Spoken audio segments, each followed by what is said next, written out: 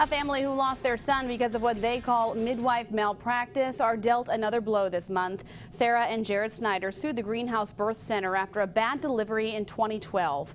Their baby Magnus was breached and got stuck and then suffocated.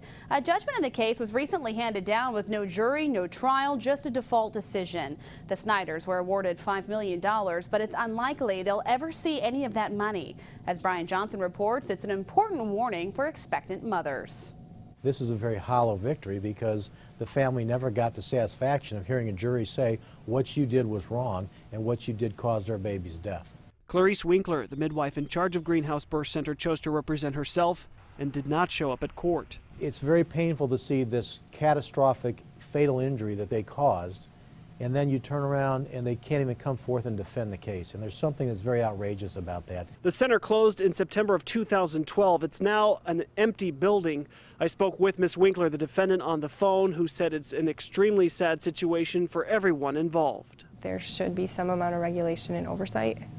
And most families are unaware that there's not and how that impacts their safety. Snyder says she thought the birthing center would be safe, like a hospital, but comfortable like a home. She says that's not the case, and the judgment speaks volumes about negligence. Midwife means many things, and that in the out-of-hospital birth world, you have to be very careful about who you hire because there is no regulation for that practice. Snyder says the other 4 employees who worked at Greenhouse are still working, but instead of Greenhouse, they are now at Willow Tree Family in Lansing.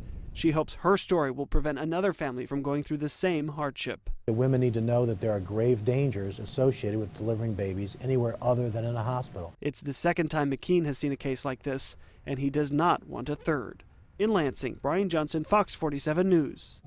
Despite all of the attention this case has gotten, nothing in state law has changed. Birthing centers are still not licensed, regulated, or required to have insurance in case something goes wrong.